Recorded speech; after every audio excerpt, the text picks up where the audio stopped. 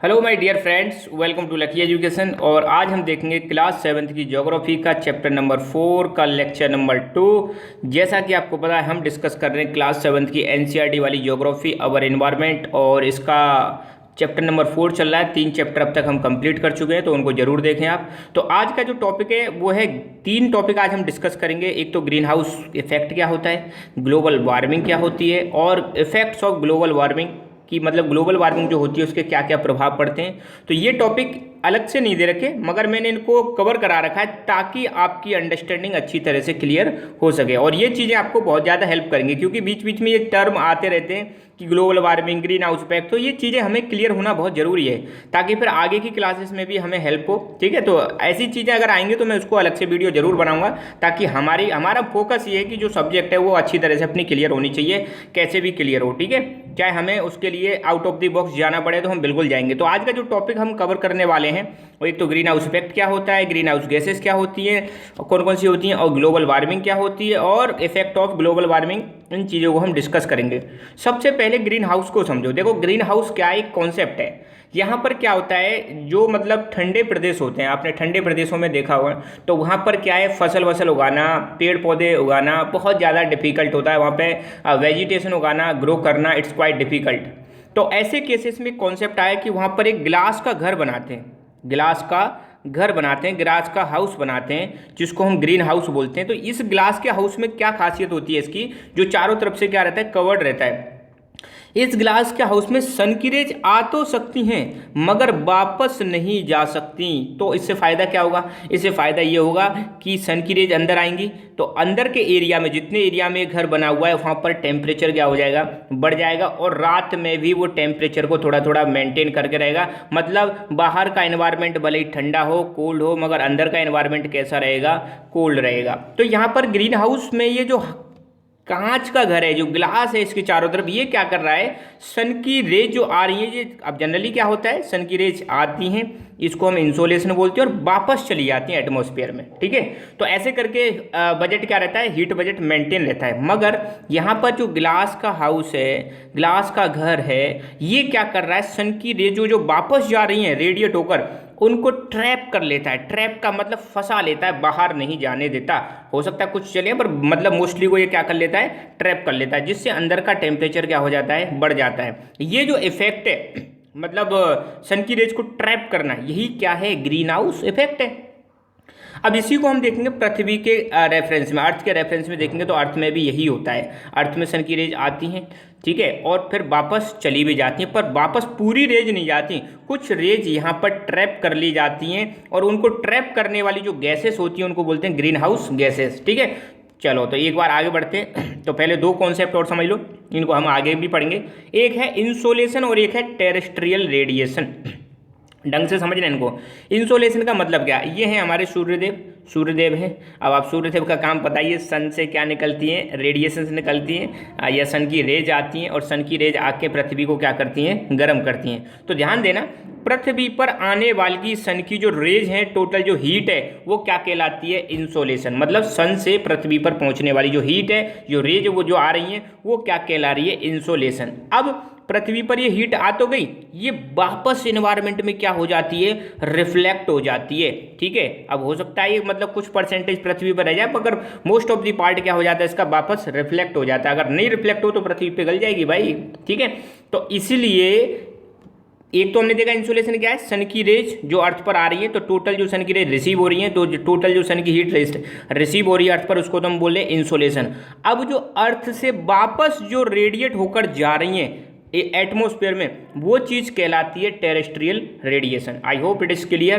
तो सन से पृथ्वी पर आने वाली इंसोलेशन, पृथ्वी से एटमॉस्फेयर की तरफ जाने वाली जो रेज है या हीट है, वो या जो रेज है, वो क्या कहलाती है, टेरेस्ट्रियल रेडिएशन। देखो इसका फ़ायदा क्या है, इसका फ़ायदा ये है कि जैसे ही सन की रेज आएंगी तो ये रात में क्या है, वापस चली जाती हैं, और कुछ दिन में भी वापस चली जाती हैं। तो इससे क्या है, पृथ्वी पर एक ऐसी कंडीशन बनी रहती है कि मतलब हम रह सकते हैं। अब देखो, अगर सन की रेज वापस ना जाए तो पृथ्वी क्या हो जाएगी, ज़्यादा गर्म हो जाएगी, और ज़्यादा गर्म हो जाएगी तो यहाँ पे एक्सट्रीम कंडीशंस हो जाएंगी, जहाँ पर रह पाना क्या होगा, डिफिकल्ट होगा। अगर मान लो ये वापस ये सन की रेज सारी की सारी वापस चले। अब यहाँ पे कुछ गैसेस ऐसी पाई जाती हैं पृथ्वी के एटमॉस्फेयर में, कुछ गैसेस ऐसी पाई जाती हैं जो सन की रेज को वापस जाने नहीं देती, कुछ को रोक लेती हैं, कुछ हिस्से को क्या कर लेती हैं, रोक लेती हैं, ट्रैप कर लेती हैं, जिससे पृथ्वी का आसपास का एटमॉस्फेयर है वो क्या रहता है, वार्म रहता है, गर्म रहता है। अगर मान लो सारी की सारी रेज वापस चले जाए आने के बाद, तो पृथ्वी क्या रह जाएगी, ठंडी रह जाएगी।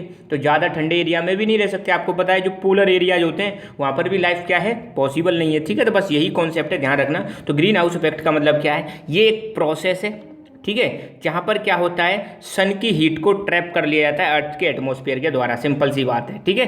तो the greenhouse effect is a process that occurs when gases in earth's atmosphere trap the sun's heat.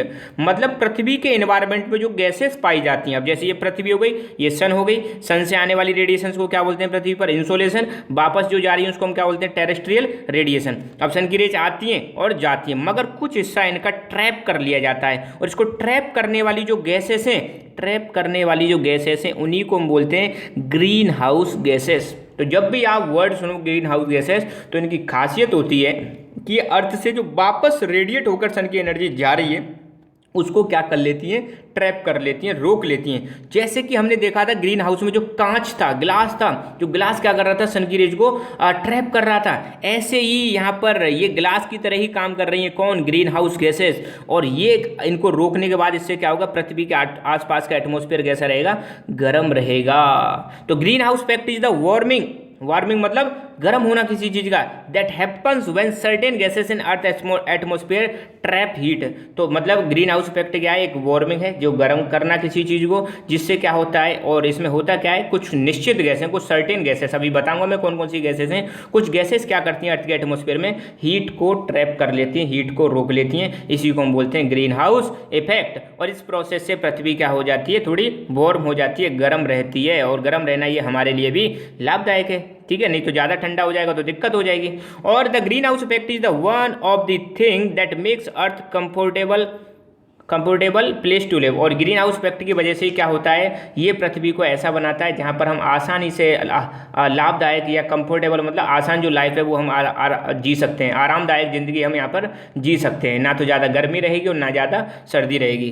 तो कार्बन डाइऑक्साइड, अब ध्यान देना, एक बहुत ही इंपॉर्टेंट गैस है ग्रीन हाउस गैस, जिसका नाम है कार्बन डाइऑक्साइड। तो आप सब जानते होंगे इसके बारे में, और पिछले लेक्चर में बताया भी था। तो कार्बन डाइऑक्साइड जो रिलीज होती है एटमॉस्फेयर में, ये क्या करती है, ग्रीन हाउस इफेक्ट क्रिएट करती है। कैसे क्रिएट करती है, ये पृथ्वी से रेडिएट होने वाली हीट को क्या कर लेती है, ट्रैप कर लेती है, ठीक है। तो ध्यान देना, जो CO2, आप सोचो जितनी ज़्यादा CO2 निकलेगी वो क्या करेगी, पृथ्वी से जाने वाली हीट को ज़्यादा ट्रैप करेगी, और ज़्यादा हीट अगर ट्रैप होगी तो पृथ्वी का टेम्परेचर बढ़ेगा, और पृथ्वी का टेम्परेचर बढ़ रहा है तो इसी को हम बोलते हैं ग्लोबल वार्मिंग। ग्लोबल मतलब पृथ्वी, और वार्मिंग मतलब गर्म होना। तो ज़्यादा अगर CO2 रिलीज हो रही है तो ये भी हमारे लिए क्या है, डेंजरस है। और ज़्यादा CO2 कब रिलीज होती है, आपको इसका एक रीजन और पता है, जब हम ज़्यादा से ज़्यादा, खैर मैं समझाऊंगा, व्हीकल्स ज़्यादा चलाएं और पेड़ों की कटाई करें, ठीक है, वो सारी चीज़ हम देखेंगे। खैर, तो ये चीज़ ध्यान रखना है, CO2 जो होती है वो भी एक ग्रीन हाउस इफेक्ट क्रिएट करती है। कैसे क्रिएट करती है, ये हीट को ट्रैप कर लेती है जो अर्थ से रेडिएट हो रही है वापस किधर की तरफ, एटमॉस्फेयर की तरफ।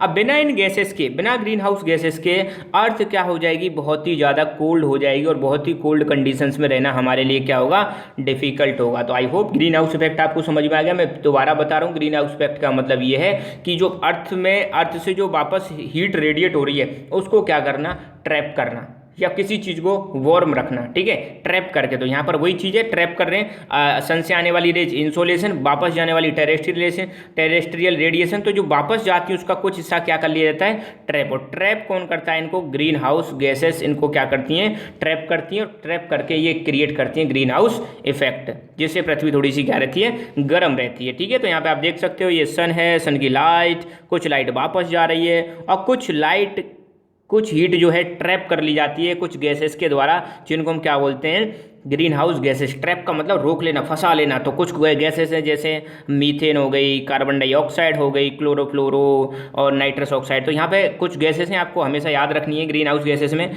वाटर वेपर और carbon dioxide, methane, nitrous oxide, ozone, chlorofluorocarbons. तो ये मेन गैसेस हैं जो क्या करती हैं, ग्रीन हाउस इफेक्ट को बढ़ाती हैं, जिसमें एक और सबसे ज़्यादा डेंजरस है, हम सबसे ज़्यादा रिलीज कर रहे हैं किसको, कार्बन डाइऑक्साइड को बढ़ा रहे हैं। आपको पता ही होगा कार्बन डाइऑक्साइड का लेवल जो है बढ़ता ही जा रहा है, पेड़ों की हम कटाई करते जा रहे हैं, क्योंकि पेड़ क्या करते हैं, कार्बन डाइऑक्साइड को ले लेते हैं और इसको किस में कन्वर्ट कर देते हैं, ऑक्सीजन में कन्वर्ट कर देते हैं। जब पेड़ ही नहीं रहेंगे तो फिर इसको कन्वर्ट कौन करेगा, और जितनी ज़्यादा CO2 इन्वायरमेंट में होगी उतनी पृथ्वी हमारी ज़्यादा क्या होगी, गर्म होगी। ये चीज़ भी आपको ध्यान रखना है। अब हम देखेंगे ग्लोबल वार्मिंग, ठीक है। तो ग्रीन हाउस इफेक्ट हमने देख लिया।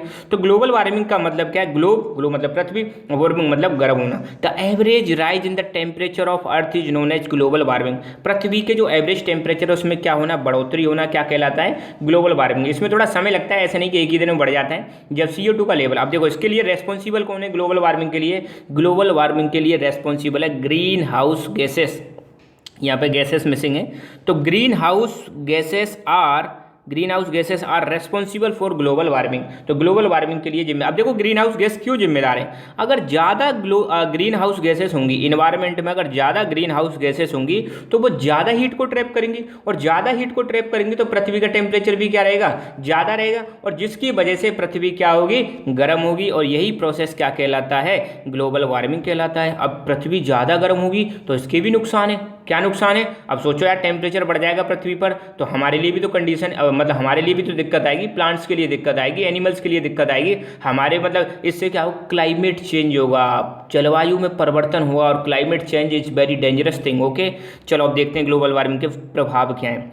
Effect of global warming on earth, पृथ्वी पर इनके क्या क्या प्रभाव पड़ते हैं। सबसे पहले पृथ्वी का टेम्परेचर बढ़ता है। जब ग्लोबल वार्मिंग होगी तो पृथ्वी का टेम्परेचर बढ़ेगा, और जब पृथ्वी का टेम्परेचर बढ़ेगा तो जो हमारे ग्लेशियर्स हैं वो क्या होंगे, मेल्ट होंगे, ग्लेशियर्स पिघलेंगे। आपको पता है नॉर्दर्न पोल, सदर्न पोल्स, इन पर क्या है, ग्लेशियर्स ही ग्लेशियर्स हैं। हिमालय पे ग्लेशियर्स हैं। ग्लेशियर्स मतलब जो बर्फ़ के बड़े बड़े पहाड़ से होते हैं। जब टेम्परेचर बढ़ेगा तो बर्फ़ क्या होगी, पिघलेगी, और जब बर्फ़ पिघलेगी तो उसमें से क्या निकलेगा, पानी निकलेगा, और पानी कहाँ जाएगा, ओशियंस में या सी में जाएगा। और जब सी और ओशियंस में पानी जाएगा तो उसका सी का लेवल क्या होगा, बढ़ेगा, और जब सी का लेवल बढ़ेगा तो आसपास के एरिया क्या हो जाएंगे, डूब जाएंगे। आसपास के एरिया में, कोस्टल एरियाज में क्या आने की संभावना रहेगी, फ्लड आने की संभावना रहेगी। और जब आसपास के एरिया डूबेंगे तो इससे मैन को लॉस होगा, और प्लांट्स एनिमल्स सबको लॉस होगा, हर किसी का क्या होगा, नुकसान ही नुकसान होगा, विनाश ही विनाश होगा। तो ये बहुत ज़्यादा डेंजरस सिचुएशन है। और क्या नुकसान है, मोर एक्सट्रीम वेदर इवेंट्स, मतलब मोर एक्सट्रीम वेदर इवेंट्स का मतलब क्या है, बहुत ही ज़्यादा वेदर की, या तो कई बार मौसम क्या होगा, बहुत ही ज़्यादा गर्म हो जाएगा, या कई बार मौसम बहुत ज़्यादा ठंडा हो जाएगा, या कई बार बहुत ज़्यादा बरसात होगी या होगी नहीं, कुछ भी कंडीशंस क्रिएट हो सकती हैं, क्लाइमेट चेंज हो सकता है इसकी वजह से। चेंजिंग रेनफॉल पैटर्न, और रेनफॉल का जो पैटर्न है वो क्या हो जाएगा, चेंज हो जाएगा, कभी कम, कभी ज़्यादा, कभी लेट, कभी पहले, ये सारी चीज़ें क्या हो जाएंगी, डिस्टर्ब हो जाएंगी। और extinction of many species, extinction का मतलब है किसी चीज़ का विलुप्त हो जाना, और इससे क्या हो सकता है, कई स्पेसीज प्लांट्स की हों या एनिमल्स की हों, कई प्रजातियां क्या हो सकती हैं, विलुप्त हो सकती हैं, पूरी तरह से गायब हो सकती हैं। तो ग्लोबल वार्मिंग बहुत ही ज़्यादा डेंजरस है। अब इसके लिए देखो हम क्या कर सकते हैं, ग्लोबल वार्मिंग को रोकने के लिए हम क्या कर सकते हैं। ग्लोबल वार्मिंग के लिए सबसे ज़्यादा जिम्मेदार है पेड़ों की कटाई हम करते जा रहे हैं, ठीक है। पेड़ों में साइंस में आपने पढ़ा होगा, क्या पढ़ा होगा, एक फोटोसिंथेसिस की रिएक्शन पड़ी होगी। तो फोटोसिंथेसिस के दौरान क्या होता है, जो ट्रीज होते हैं ये इन्वायरमेंट से CO2 को लेते हैं और उसको O2 में बदल देते हैं, मतलब कार्बन डाइऑक्साइड को एनवायरमेंट में से लेंगे और कार्बन डाइऑक्साइड को किस में बदल देते हैं, ऑक्सीजन में। और ऑक्सीजन आपको पता है हमारी बहुत इंपॉर्टेंट गैस है जो हम अपने रेस्पिरेशन के दौरान यूज करते हैं, या प्राणदायिनी गैस है ये जीवन देती है हमें। तो ऑक्सीजन कौन कन्वर्ट कर रहा है, CO2 को पेड़ कन्वर्ट कर रहे हैं, और पेड़ों को तो हम काटते जा रहे हैं, डिफोरेस्टेशन करते जा रहे हैं, शहरों का साइज बढ़ता जा रहा है, तो फैक्ट्रियाँ बढ़ती जा रही हैं जिसकी वजह से हम पेड़ों को काटते जा रहे हैं। तो पेड़ ज़्यादा कटेंगे तो इससे ज़्यादा दिक्कत होगी, ग्लोबल वार्मिंग बढ़ेगी। तो हम अपने लेवल पर, आप अपने लेवल पर क्या कर सकते हैं, पेड़ लगाओ, ठीक है। अब सरकार लगा रही है, वो ना लगा रही, वो सरकार की हेडेक है। आप तो एटलीस्ट अपने लेवल पर कर सकते हो, घर में जरूर एक पेड़ लगाएं, एक है तो 2 लगाएं, 2 है तो 3 लगाएं, ठीक है। बड़े नहीं तो छोटे छोटे पेड़ तो लगाएं, क्योंकि something is better than nothing. एक चीज़ आप हमेशा ध्यान रखना, समथिंग इज बेटर नथिंग, कुछ ना करने से बढ़िया तो है कुछ करो, ठीक है। तो आप भी अपने लेवल पर क्या करेंगे, 1-2 पेड़ लगाएंगे, छोटे छोटे पेड़ लगाओ गमलों में, और उसको डेली पानी दो तो उससे आपको खुशी भी मिलेगी, ठीक है। तो ये हो गया इफेक्ट्स ऑफ ग्लोबल वार्मिंग। एक छोटा सा टॉपिक और है circulation of air. Circulation of air का मतलब क्या है? एयर का सर्कुलेट होना, ठीक है। तो एयर कैसे सर्कुलेट होती है, अब ध्यान देना। देखो यहाँ पर एक कॉन्सेप्ट है, जो गर्म एयर होती है, हॉट एयर जो होती है, हॉट एयर क्या होती है, जैसे एयर गर्म होगी, एयर गर्म होने के बाद क्या हो जाती है, एक्सपेंड करती है, ठीक है। तो व्हेन एयर इज हीटेड, जब एयर गर्म होती है तो वो एक्सपेंड करती है और लाइट हो जाती है। लाइट मतलब हल्की हो जाती है, और जो हल्की होती है तो ये ऊपर की तरफ जाएगी, ठीक है। तो आप देना दिन के टाइम पे क्या होता है, जैसे मतलब सन की एनर्जी पृथ्वी पर आएगी तो पृथ्वी एयर क्या होगी, गर्म होगी, गर्म होकर वो क्या है, हल्की होगी, और हल्की होकर ऊपर चली जाएगी। तो ये तो होती है गर्म एयर की खासियत, ठीक है। दूसरी क्या है, कोल्ड एयर। कोल्ड एयर कैसी होती है, dense and heavy, denser and heavy. Denser मतलब थोड़ी भारी होती है, हैवी होती है, भारी होती है। कौन सी एयर, ठंडी एयर, इसीलिए ये नीचे की तरफ बैठती है। देखो गर्म एयर क्या है, ऊपर चली जाएगी एटमॉस्फेयर में, ठंडी एयर क्या है, नीचे रहती है।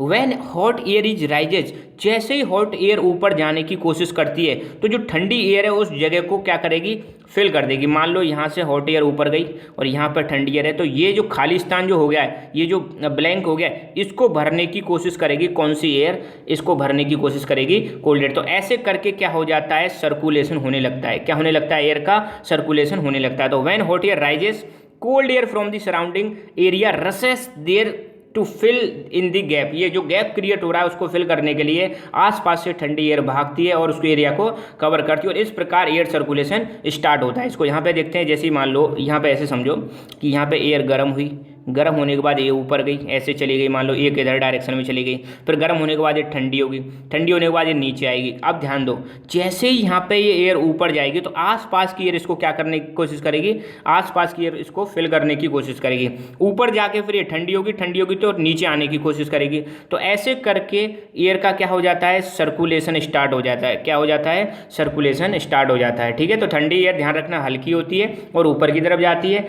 सॉरी जो गर्म एयर होती है वो थोड़ी हल्की होती है और ऊपर की तरफ जाती है, और जो ठंडी एयर होती है वो थोड़ी भारी होती है और वो नीचे की तरफ रहती है, ठीक है। तो ये चीज़ आपको ध्यान रखनी है। तो यहाँ पर ये दोनों तीनों कॉन्सेप्ट हमने कर लिए।